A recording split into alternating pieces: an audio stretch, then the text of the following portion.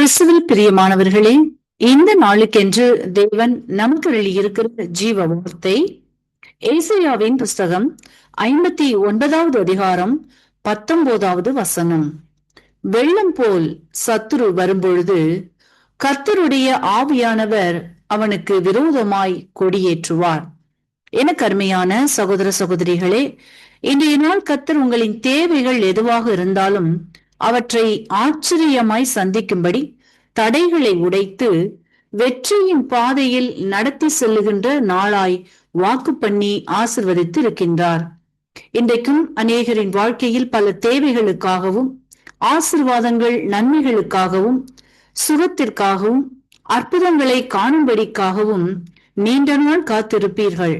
அதற்கான முயற்சி செய்த இடத்திலிருந்து நல்ல பதிலுக்காகவும் நன்மைகளுக்காகவும் காத்திருந்து காத்திருந்து பதிலேதும் வராமலும் நன்மைகள் ஏதும் காண முடியாமல் இனிமேல் இது நடக்குமா, முடியுமா என்ற கேள்விகளுடன் எதிர்பார்ப்புகளுடன் கலங்கிய இருதயத்தோடு காத்திருப்பீர்களானால் இன்றைக்கு கர்த்தர் சொல்லுகின்றார், ஆச்சரியமாய் உங்கள் தேவைகளை நான் சந்திப்பேன் என்றும் நீங்கள் எதிர்பார்த்திருக்கின்ற இடத்திலிருந்து நல்ல பதிலையும் எதிர்பாராத இடத்திலிருந்து நன்மைகளையும் இன்றைக்கு கேட்பீர்கள், பெற்றுக் கொள்ளுவீர்கள் என்று வாக்கு பண்ணுகின்றார். வார்த்தையை விசுவாசியுங்கள், ஆசிர்வாதங்களை பெற்றுக் கொள்ளுவீர்கள். இன்றைக்கும் நாம் 1 சாமுவேலின் புஸ்தகம் 17வது அதிகாரத்தை வாசிக்கையில் அங்கே தாவீதை குறித்து பார்ப்போமானால், தாவீது இராணுவத்தில் இருக்கும் தன் அண்ணன்மார்களுக்கு உணவு எடுத்துக்கொண்டு செல்கிறான். அப்பொழுது பெலிஸ்தரின் இராணுவ கூட்டத்திற்கு தலைமை வகித்த கோலியாத் என்ற மனுஷன் இஸ்ரவேல் ஜனங்களை 40 நாள் வந்து வந்து பயமுறுத்தியும் நிந்தையான வார்த்தைகளை பேசியும் வந்திருந்தவனை தாவீது சந்திக்க நேரிடுகிறது. அப்பொழுது கோலியாத்திற்கு நேராய் புறப்பட்டு போய், சேனைகளின் கர்த்தராகிய நாமத்தின் பேரில் உன்னிடத்தில் வருகிறேன் என்று சொல்லி, இன்றைய தினம் கர்த்தர் உன்னை என் கையில் ஒப்புக் கொடுப்பார் என்று விசுவாசித்து ஒரு கூழாங்கல்லினாலே பெலிஸ்தனை மேற்கொண்டு அவனை மடங்கடித்தான் என்று நாம் வாசித்தறிகின்றோம். இன்றைக்கும் உங்களுடைய வாழ்க்கையிலும் கூட கோலியாத்தை போன்ற சூழ்நிலைகள், சோதனைகள் அனுதினமும் வந்து வந்து பயமுறுத்தியும் கெர்ஜித்துக் கொண்டும் இருப்பதனால் கலக்கத்துடன் என்ன செய்வதென்று தெரியாதவர்களாய் காணப்படுகிறீர்களா? பயப்படாதீர்கள். அன்றைக்கு தாவீதின் கரத்தில் இருந்ததோ சிறிய கூழாங்கல் தான், ஆனால் அவன் வீழ்த்தியதோ பெரிய பலசாலியை. எப்படி எனில், கடுகளவு விசுவாசம் மலையை பெயர்த்திடும் என்பது உறுதி. சிறிய கல்லில் பெரிய தேவனை பார்த்தான். தாவீதின் நம்பிக்கை முழுவதும் கர்த்தரின் பேரில் இருந்தது. கையில் உள்ள சிறிய கல் தாவீதின் நம்பிக்கையினால் விஸ்வரூபம் எடுத்தது, பெரிய கோலியாத்தை வீழ்த்தியது. இன்றைக்கும் உங்களின் எவ்வளவு பெரிய சூழ்நிலைகளாக, குணமாக்கவே முடியாத வியாதிகளோ, தீர்க்கவே முடியாத பிரச்சனைகளோ, கடக்கவே முடியாத பாதைகளோ, திறக்கப்படாமல் இருக்கின்ற கதவுகளோ, பெற்றுக்கொள்ளவே முடியாத நன்மைகளோ, ஆசீர்வாதங்களோ, இப்படி எதுவாக இருந்தாலும் இன்றைக்கு உங்களின் பார்வையும் விசுவாசமும் சேனைகளின் தேவன் கர்த்தரை சார்ந்திருக்குமானால் நீங்கள் காண்கின்ற சந்திக்கின்ற சூழ்நிலைகள் உங்களுக்கு சிறியதாக தோன்றும். அன்று ஆடு மேய்த்து கொண்டிருந்த தாவீதுக்கு உதவின அதே தேவனின் வல்லமை, மகிமை இன்றைக்கு உங்களுக்கும் இருக்கின்றது என்பதை விசுவாசிக்கும் பொழுது கோலியாத்தை போன்று கெர்ச்சிக்கின்ற எவ்வளவு பெரிய சூழ்நிலைகளையும் நீங்களும் எதிர்கொள்ளவும் முடியும், வென்றுவிடவும் முடியும், வெற்றி பெறவும் முடியும். வார்த்தையை விசுவாசியுங்கள், அற்புதங்களை காண்பீர்கள். வெள்ளம் போல் சத்ரு வரும்பொழுது கர்த்தருடைய ஆவியானவர் அவனுக்கு விரோதமாய் கொடியேற்றுவார். ஆமீன். இன்றைக்கும் இந்த வார்த்தைகளை கேட்டுக்கொண்டு இருக்கின்ற உங்களில் யாரேனும் உங்களின் பாவங்களுக்காக மரித்து உயிர்த்தெழுந்த இயேசுவை அறியாமலும் விசுவாசியாமலும் இருப்பீர்களானால் இன்றைக்கு உங்களை ஒப்புக் கொடுத்து விசுவாசியுங்கள். உங்களின் பாவங்களும் மன்னிக்கப்பட்டு விடுதலையாகி ஆசிர்வதிக்கப்படுவீர்கள். இந்த வார்த்தைகள் மூலமாக கர்த்தர் இன்று உங்களை ஆசீர்வதிப்பாராக. கிறிஸ்துவுக்குள் பிரியமான சங்கமம் தமிழ் கிறிஸ்தவ வானொலி நேயர்களுக்கு அன்பின் வாழ்த்துக்கள். இன்றைய மன்னா, பலம் கொண்டு தொடர்ந்ததாக இரு, திணியாதே, பழங்காதே, நீ போகும் இடமெல்லாம் தேவனாகிய கர்த்தர் உன்னோடே இருக்கிறார். யோசுவா 1:9. பிரியமானவர்களே, உலகத்தில் உள்ளவனிலும் நமக்குள் இருக்கிறவராகிய கர்த்தர் பெரியவர் என்பதை ஏனோ அடிக்கடி மறந்து விடுகிறோம். கர்த்தர் சொல்லி இருக்கிறார், உன்னோடு கூட இருந்து செய்கிற காரியம் அது பயங்கரமா இருக்கும். நான் எப்பொழுதும் கர்த்தருக்குள் இருந்து எந்த சூழ்நிலை வந்தாலும் நீங்கள் யாரும் அழிக்க முடியாது, நம் பெயர்களை யாரும் கெடுக்க முடியாது. கர்த்தர் நம்மோடு கூட இருக்கும் போது நமக்கு விரோதமாய் நிற்பவன் யார்? நமக்கு விரோதமாக உருவாக்கப்படும் எந்த ஆயுதமும் வாய்க்காமல் போகும் என்பதை மறந்து விடாதீர்கள். கர்த்தர் சொல்லுகிறார், உன்னுடைய விசுவாசத்தின் வாழ்க்கையை சற்று கவனித்துப்பார். இன்றைக்கு இருந்து நாளைக்கு இல்லாமல் போகிற காட்டு புஷ்பங்களுக்கு நான் சிறந்தவைகளை உடுத்துவிக்கும் பொழுது, என்னுடைய சாயலில் உருவாக்கப்பட்ட உனக்கு அதைவிட சிறந்தவைகளை உடுத்துவிப்பது அதிக நிச்சயம் என்பதை மறந்து விடாதே. நாம் ஆயத்தப்படுத்தி வைத்திருக்கின்றவைகளை உன்னுடைய கண்கள் இன்னும் காணவும் இல்லை, காதுகள் கேட்கவும் இல்லை, உன்னுடைய இருதயத்தில் அவைகள் தோன்றவும் இல்லை என்பதை மறவாதே. எனவே தேவ பிள்ளைகளே, இந்த சூழ்நிலை வந்தாலும் ஜெபம், தேவனோடு ஒன்றித்திருக்கிற அருமையான வாழ்வு நமக்குள்ள இருந்தால் அழுகை, கண்ணீர், வேதனை, துக்கம் எதுவும் நம்மை அணுகாது. மகிழ்ச்சியில் சந்தோஷமாய் நாம் வாழ முடியும். தேவன் தாமே இந்த வார்த்தைகளை கொண்டு உங்கள் ஒவ்வொருவரையும் நிறைவாக ஆசீர்வதிப்பாராக. ஆமேன். God bless you.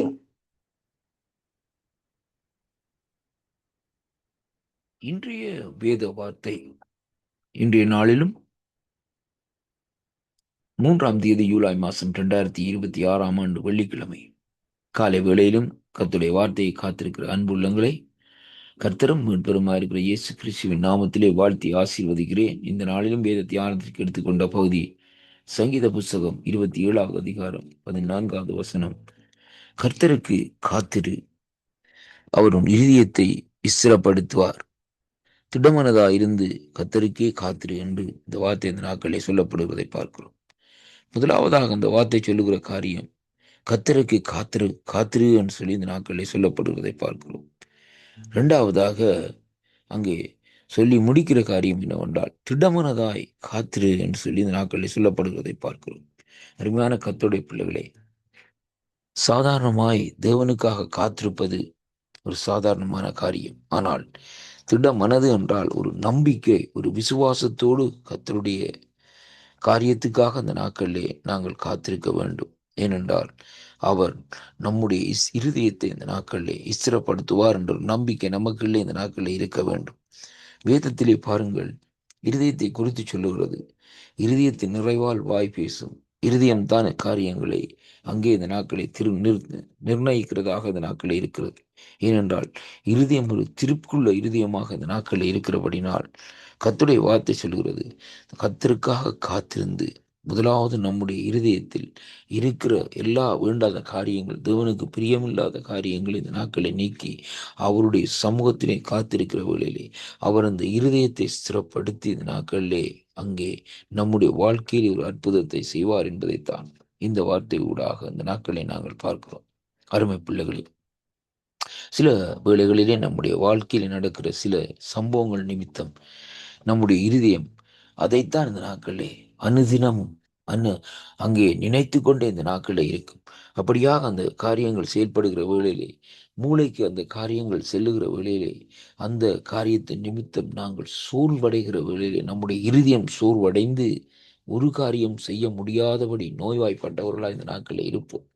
சிலருடைய இழப்புகள், சிலருடைய காரியங்கள் இந்த நாட்களிலே, சில குடும்பத்தில் இந்த நாட்களை சிலரை நோய்வாய்ப்படுத்தி இந்த நாட்களை நடத்துகிறதை பார்க்கிறோம். அருமையான கர்த்தருடைய பிள்ளைகளே, அதனாலே தான் இங்கே வேதம் சொல்லுகிறது, நாங்கள் முதலாவது செய்ய வேண்டிய காரியம் ஒரு மனுஷனுக்காக காத்திருக்கிறது அல்ல, கர்த்தருக்கு முதலாவது காத்திருக்க வேண்டும். ஏனென்றால் அவர் நம்முடைய இருதயத்தை இந்த நாட்களில் ஒரு திடமாக்க வேண்டும். அது மட்டுமல்ல, அவர் இந்த நாட்கள் அந்த இருதயத்தை ஸ்திரப்படுத்தி அந்த இருதயத்தில் ஒரு திடத்தையும் பலத்தையும் இந்த நாட்களிலே தருவார். அந்த வேளையிலே தான் இந்த நாட்களிலே நம்முடைய வாழ்க்கையிலே நாங்கள் எதையும் தாங்கக்கூடியவர்களாயும் எதையும் சகிக்கக்கூடியவராயும் அவருடைய ராஜ்யத்துக்குரிய காரியத்தை செய்யக்கூடியவர்களாயும் இந்த நாட்களில் இருப்போம் என்பதை அறிந்து கொள்ளக்கூடியதாக இருக்கிறது. அதனால் கிறிஸ்துவுக்குள் அன்பான அன்பு பிள்ளைகளை, முதலாவதாக கர்த்தருக்கு காத்திருங்கள். இரண்டாவதாக அவர் உங்களுடைய இருதயத்தை ஸ்திரப்படுத்துவார். அதற்கு பின்பாக பாருங்கள், திடமனதாய் இந்த நாட்களில் நாங்கள் இருந்து அவருக்கு காத்திருக்க வேண்டும். நம்முடைய மனதை அங்கும் இங்குமாக அலைபாய விடக்கூடாது. ஒரே நிலைப்பாட்டிலே தைரியமாக இந்த நாட்களிலே கர்த்தர் எனக்கு இந்த காரியத்தை செய்வார், கர்த்தர் என்னுடைய குடும்பத்திலே ஒரு இப்படிப்பட்ட காரியத்தை நடத்தி முடிப்பார் என்ற நம்பிக்கையோடு இன்றைக்கு நாங்கள் வாழுவோமா இருந்தால் இந்த நாட்களிலே கர்த்தர் அந்த காத்திருதலுக்குரிய பலனை இந்த நாட்களிலே அளிக்க இந்த நாட்களிலே வல்லவராய் இருக்கிறார் என்பதைத்தான் இந்த வார்த்தை ஊடாக, இந்த வாக்குத்தத்தத்தின் ஊடாக அங்கே காணக்கூடியதாக இருக்கிறது. அருமையான கர்த்தருடைய பிள்ளைகளே, இந்த வாக்குத்தத்தங்களை கேட்கிற ஒவ்வொரு அன்பு உள்ளங்களும், ஒவ்வொரு குடும்பத்துக்குள்ளே இந்த நாட்களிலே தேவனுடைய காத்திருத்தல் இந்த நாட்களே வரும்படியாகும். அவருடைய இருதயங்கள் இந்த நாட்களை ஸ்திரப்படும்படியாகவும் ஜெபிக்கிறேன். உடைக்கப்பட்ட இருதயங்கள் இந்த வேளையிலே அங்கே சீராக்கப்படும்படியாக இயேசு கிறிஸ்துவின் நாமத்திலே ஜெபிக்கிறேன். ஆண்டவரை கர்த்தாவே, பலவீனப்பட்டிருக்கிற இருதயங்கள் இந்த நாட்களை பலப்படும்படியாக ஜெபிக்கிறேன். கர்த்தர் ஒவ்வொருடைய இருதயத்திலும் இந்த நாட்களை இந்த வார்த்தைகள் ஊடாக பேசும்படியாக ஜெபிக்கிறேன். கர்த்தாவே, உம்முடைய கருத்துக்களை ஒப்புக் கொடுக்கிறேன். இந்த வார்த்தைகளை ஏற்றுக்கொள்ளுகிற ஒவ்வொரு வீட்டிலும் தேவனுடைய மகிமை, தேவனுடைய வல்லமை இறங்கி இந்த நாட்களிலே அந்த குடும்பங்களுக்குள்ளே அற்புதங்களையும் அதிசயங்களையும் செய்து நடத்தும்படியாக முற்றுமுழுதாய் உங்களுடைய கருத்துக்களை ஒப்புக் கொடுத்து ஜெபித்து நிற்கிறேன். நன்றி அப்பா. தேவரே, இந்த வாக்குத்தத்தங்களை நீர் கொடுக்க தந்த கிருபைகளுக்காக சூத்திரமே. இந்த வாக்குத்தத்தங்கள் மூலமாய் ஜனங்களுக்குள்ளே ஒரு விடுதலையும் சமாதானமும் வரும்படியாக இயேசுவின் நாமத்திலே ஜெபிக்கிறேன். ஆமென், ஆமென். இந்த வாக்குத்தத்தங்களை கேளுங்கள். கர்த்தர் உங்கள் ஒவ்வொருவரையும் நிறைவாக ஆசீர்வதித்து நடத்துவாராக என்று ஆண்டவராகிய இயேசு கிறிஸ்துவின் நாமத்திலே வாழ்த்தி ஆசீர்வதிக்கிறேன். ஆமென்.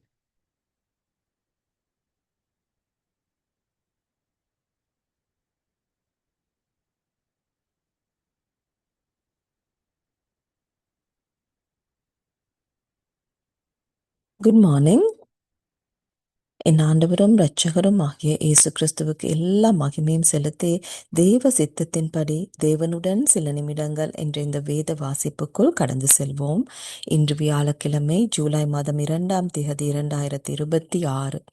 இன்றைக்குரிய தலைப்பு உங்கள் ஆவியினால் பாருங்கள். ஆரம்ப வசனமாக 2 கொரிந்தியர் 4 வசனங்கள் 17, 18 பார்ப்போம். வசனம் 17 முதலாம் பகுதியையும் 18ஐயும் பார்ப்போம்.